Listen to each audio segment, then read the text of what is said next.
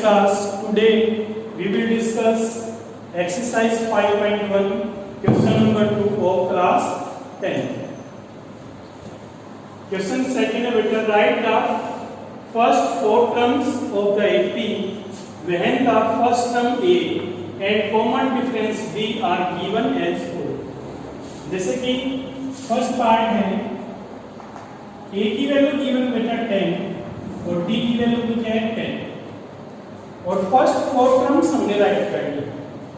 जैसे AP की definition क्या थी, what is AP? AP is the list of numbers in which every term is obtained by adding a fixed number in preceding term except the first term. ये fix number है बेटा D, जिसको हमने common difference कहा था. अब ये D add करते चलेंगे और नेक्स्ट टर्म आती जाएगी. जैसे फर्स्ट टर्म जो गिवन है बेटा 10, सेकंड टर्म निकालेंगे. कैसे निकालेंगे? फर्स्ट के अंदर D ऐड कर देंगे, क्या आ जाएगी डबल D. फिर थर्ड टर्म निकालेंगे तो सेकंड के अंदर D ऐड कर देंगे 10, ये क्या आ जाएगी 30. फोर्थ टर्म क्या हो जाएगी, थर्ड के अंदर D ऐड करेंगे, ये 40 आ जाएगी. ये क्या बेटा first 4 terms of given AP. ऐसे बेटा पार्ट सेकंड थर्ड बिल्कुल सेम है. जैसे पार्ट फोर्थ है, A की वैल्यू क्या है बेटा -1 और D की वैल्यू क्या है 1/2. A means first term. अब सेकंड टर्म निकालेंगे तो कैसे निकालेंगे सेकंड टर्म? फर्स्ट टर्म के अंदर हम D ऐड कर देंगे, -1 + 1/2 बाय 1 करेंगे, एलसीएम ले लीजिए तो एलसीएम आ जाएगा -2 + 1. -2 में क्या आ जाएगा बेटा -1/2. ये सेकंड टर्म आ जाएगी -1/2. फिर थर्ड टर्म सेकंड के अंदर D ऐड कर देंगे, क्या है फिर सेकंड टर्म -1/2 और D की वैल्यू क्या है +1/2. तो थर्ड टर्म क्या आ जाएगी 0 आ जाएगी. फोर्थ टर्म थर्ड के अंदर D ऐड कर देंगे तो थर्ड टर्म क्या है 0 प्लस D की वैल्यू है 1/2.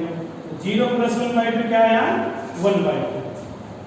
तो ये पार्ट फोर्थ है. ऐसे जैसे पार्ट फिफ्थ, A की वैल्यू गिवन है बेटा, D की वैल्यू गिवन है, यानी A means first term given है और D ऐड करके चलेंगे, सेकंड टर्म आ जाएगी, फिर D ऐड करेंगे, थर्ड आ जाएगी, फिर फोर्थ आ जाएगी.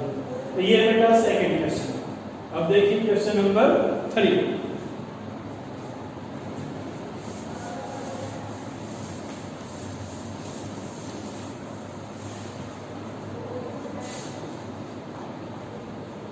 क्वेश्चन नंबर 3 देखिए. For the following APs, write the first term and the common difference.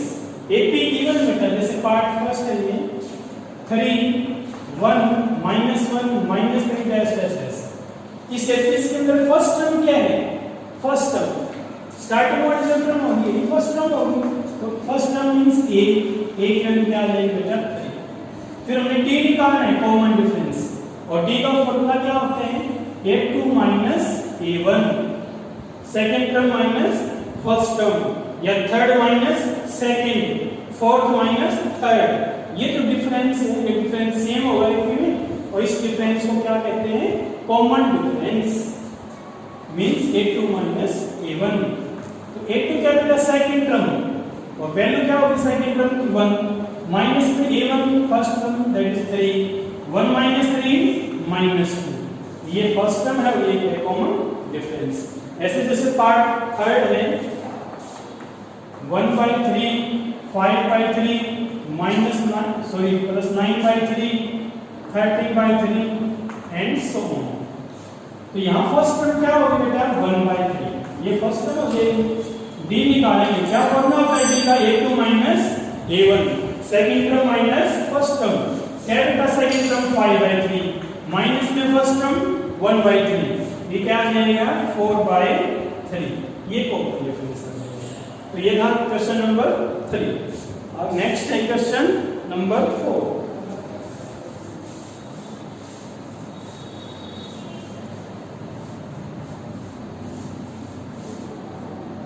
Question number 4 है बेटा, which of the following are APs? Which of the following are APs? Check कीजिए कि AP में है या नहीं है. इफ देयरफॉर मैं AP, अगर वो AP के अंदर है find the common difference and write 3 more terms. Next 3 terms write करनी अगर वो AP में है. देखिए जैसे फर्स्ट सेकंड पार्ट है मेरा फोर्थ सम का सेकंड पार्ट. मैंने कुछ सिलेक्टेड पार्ट्स यहाँ राइट की. सभी पार्ट्स सिमिलर बिल्कुल सेम है. देखिए सेकंड पार्ट है 2 5/2 3 7/2 एंड सो ऑन. तो सबसे पहले बेटा चेक करेंगे कि ये AP है या नहीं. तो हम फाइंड आउट करेंगे A2 minus A means 5/2 minus 2. 2 LCM ले लीजिए. 5 minus 4 दैट इज 1/2. फिर फाइंड आउट करेंगे A3 minus A2 third term minus 7 3 minus 5/2. 2 LCM आ जाएगा 6 minus 5. ये भी क्या है बेटा 1/2. अब देखिए यहाँ क्या है A2 minus A1 equal to A3 minus A2. But 1/2 common difference क्या है बेटा same. So it is an AP. ये AP है. अब AP में तो हमें क्या फाइंड आउट करना था कॉमन डिफरेंस. तो कॉमन डिफरेंस की वैल्यू क्या है since B equal to 1/2. Common difference आपसे है. नेक्स्ट है and right 3 more terms means next 3 terms. जैसे फोर्थ टर्म है तो 1/2 ऐड कर देंगे. फिफ्थ आ जाएगी. फिर 1/2 ऐड करेंगे. सिक्स्थ आ जाएगी. फिर जो आएगा उसमें 1/2 ऐड करेंगे 7. ऐसे हम so many terms find out कर सकते हैं. But 3 more terms find out करेंगे. ऐसे पार्ट फिफ्थ है बेटा. जैसे कि यहाँ AP गिवन है 0.2. ये लिस्ट गिवन है सीक्वेंस सीरीज बोल सकते हैं इसको.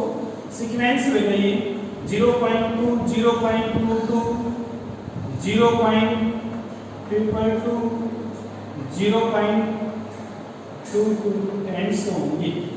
तो यहाँ A2 minus A1 find out कीजिए. A2 क्या है 0.2 माइनस में 0.2.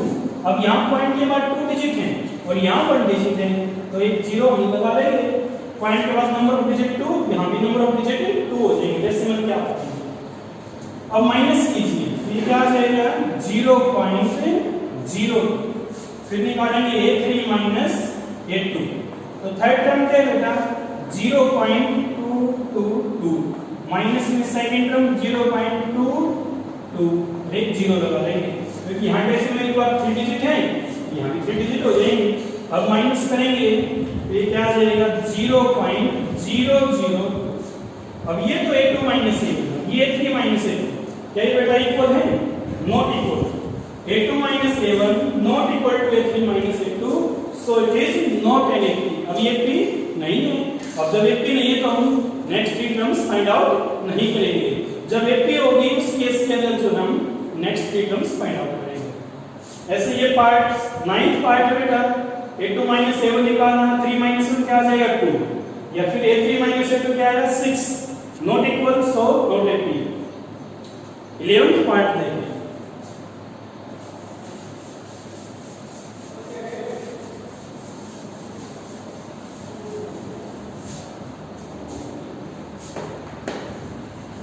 देखिए.11th पार्ट है बेटा A square A cube A raise to 4 dash dash dash dash. A2 minus A1 निकालेंगे. A square minus. अब बेटा यहाँ पावर 2 है यहाँ पावर 1 है. तो कुछ बच्चे ऐसा सोचते हैं विथ 2 पावर है यहाँ 1 पावर है तो 1 पावर बचेगी. लेकिन ऐसा इन पावर माइनस नहीं होंगे बेटा. हम इनको पहले सोल्व करेंगे. अब A square minus A solve भी नहीं कर सकते क्योंकि ये तो अननोन है. कोई कांस्टेंट है नहीं वैल्यू तो नॉन है ही नहीं की तब सोल्व नहीं कर सकते. अब हम कॉमन ले सकते हैं और जो स्मॉल पावर होती है वो कॉमन आ जाएगी. जैसे यहाँ A की पावर 1 कॉमन लीजिए तो यहाँ क्या बचेगा A और माइनस 1. फिर A3 minus A2 निकालेंगे. A3 थर्ड टर्म क्या है A क्यूब और सेकंड A स्क्वायर. अब यहाँ से क्या कॉमन ले सकते हैं स्मॉल पावर क्या है A raise to 2.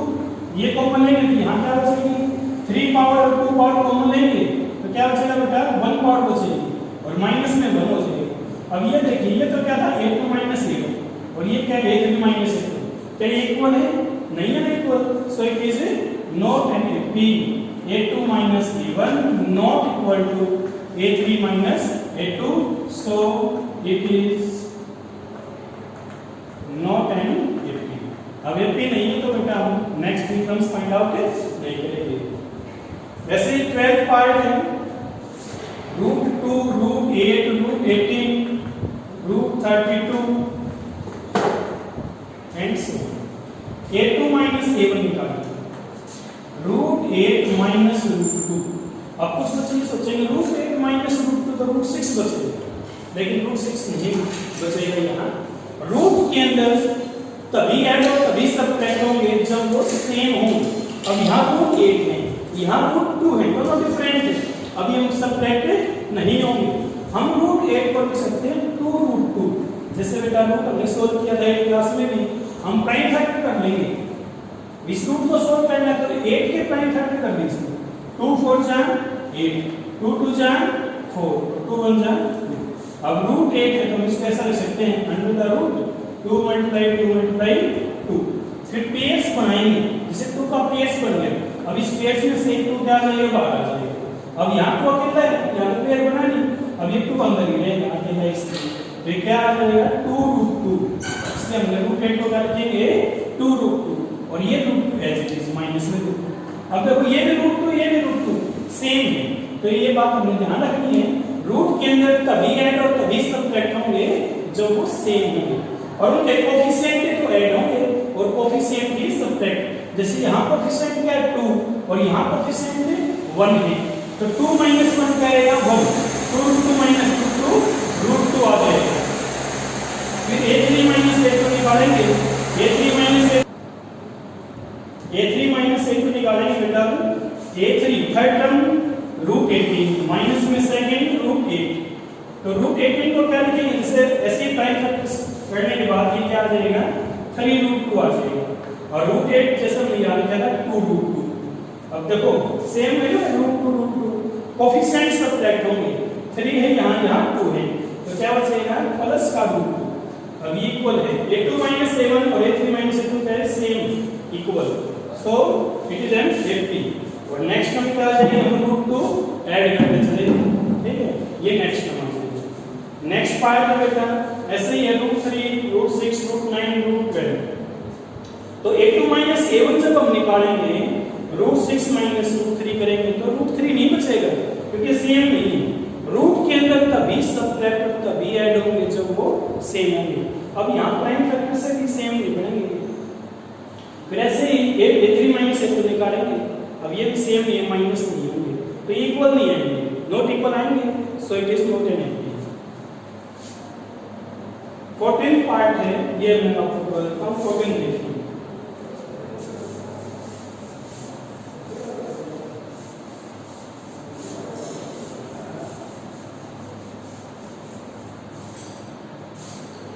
Sequence given है 1 square 3 square 5 square 7 square that's that's. तो सबसे पहले चेक करेंगे तो a2 - a1 निकालेंगे। a2 means second term 3 square minus 1 square.